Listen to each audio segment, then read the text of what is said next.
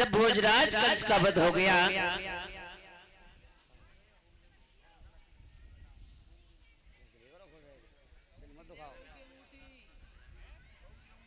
इधर सज्जनों, लेकिन जब भोजराज कंस का वध हो गया तो उसकी दो पत्नियां थी, अस्ति और प्राप्ति। अपने पति की लाश के पास बैठकर रोने लगी। जब रोने की आवाज कृष्ण और बलराम ने सुनी तो पहुंच गए पास में। क्यों रो रही हो मामियों? आपको ये मालूम नहीं है ये दुनिया आनी जानी है। जो इस दुनिया में आया है उसे एक दिन जाना जरूर है, क्योंकि कभी कह रहा है कि मौत का समय जो निश्चित है और वो उसी समय पर आएगी।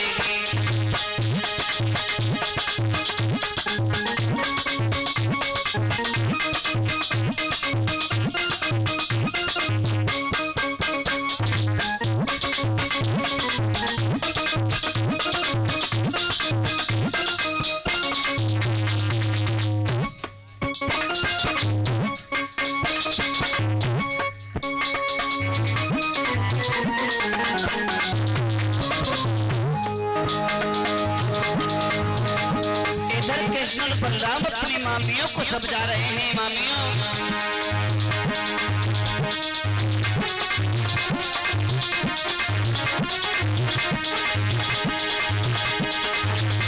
मौत का समय निश्चित है, वो उसी समय पर आएगी। जिस समय मौत आ जाएगी इधर अटल नहीं पाएगी।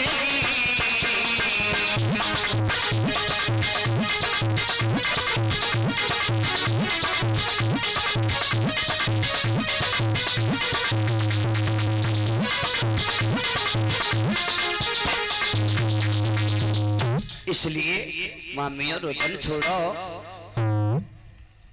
क्योंकि इस मामा का यही हाल होना था, क्योंकि उसने संत लोगों को बहुत सताया, दीन दुखियों को बहुत सताया। इसलिए हमारे मामा का समय यही तक था। लेकिन अस्ति प्राप्ति रोती रह जाती है। कृष्ण और बलराम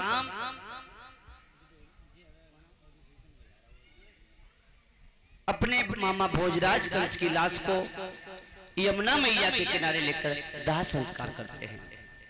लेकिन वो अस्ति और प्राप्ति अपने पिता जरासंध के पास पहुंचे। थोड़ा समय का अभाव, संक्षिप्त में समझाते हुए चलते हैं।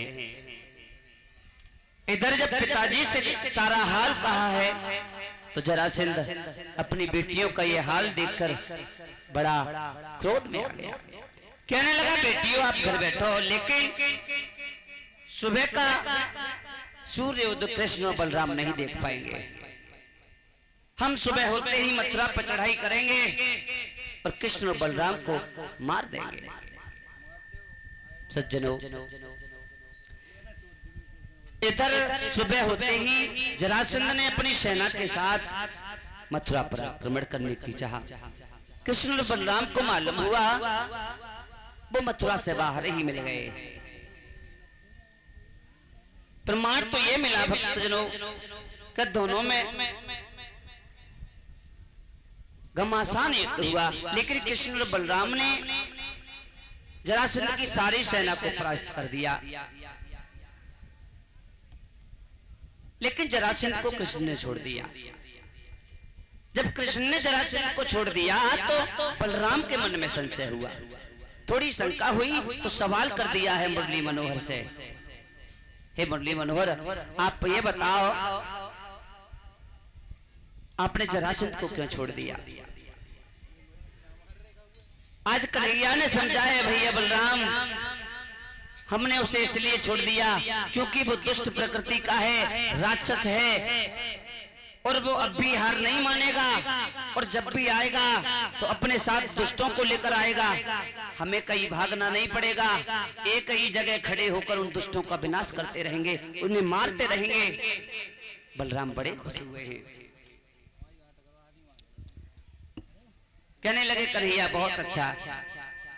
इधर प्रमाण तो ये मिला परीक्षित बाबा जी, उस जरासंध ने हर बार सेना तैयार की। कितनी बार?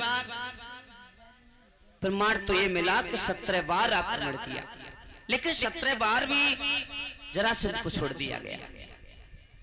अंत में जब 18वीं बार जरासंध ने मन में विचार किया कि अब हम कृष्ण और बलराम को नहीं मार सकते, तो अपने मित्र काल्याबन के लिए पत्र लिखा है, जो यवन देश का सम्राट था।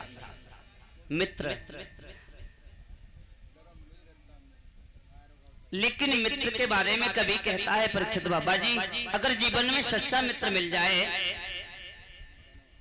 तो ये समझिए कि हमें हर परेशानी का समाधान करने वाला एक वकील मिल गया, हमें हर रोग की दवा मिल गई। क्योंकि सच्चा मित्र, लेकिन आजकल मित्र मित्र नहीं रहे, दगाबाज होने लगे हैं, चोर बन गए हैं। पहले मित्र होते थे तो दोनों मित्रों का चित्र, मन का चित्र एक होता था, अब हो गए दोस्त, थोड़ी दूरी बन गई, दूर दूर रहो। अब हो गए फ्रेंड, फैसला ज्यादा हो गया, पहले तो थोड़ी दूरी, अब ज्यादा दूरी हो गई। अब फ्रेंड बन गए, अब पता नहीं किसका एंड कौन से टाइम हो जाए। लेकिन कभी कह रहा है अगर सच्चा मित्र जीवन में मिल जाए तो एक औषधि के समान काम करता है, हर परेशानी में खड़ा रहता है। इधर अपने मित्र काल्याबन को याद किया। जब वो पत्र काल्याबन ने पढ़ा कि हमारा मित्र हमें याद कर रहा है, कोई मुसीबत है, तो अपनी सेना को लेकर काल्याबन मगध देश में आया।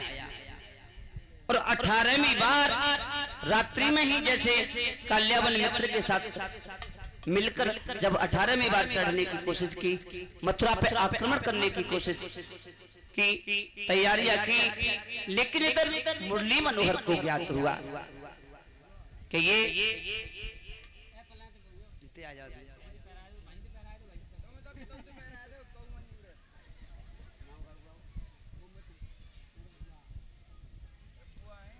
इधर सज्जनों, जब 18वीं बार आक्रमण करने का विचार किया तो मुरली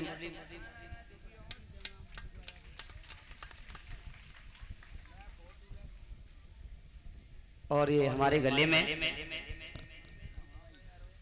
201 रुपए के हार से हमें सम्मानित कर रही हैं हमारी ओमवती बुआ जी, जो फिरोजाबाद से आई हैं। ओमवती बुआ जी हमें 201 रुपए के हार से सम्मानित कर रही हैं। हम तो यही चाहेंगे हमारी बुआ का आशीर्वाद हमारे सिर पर बना रहे। और ये भंडारे में दान आया है 1100 रुपए डॉक्टर राकेश कुमार फुलरई,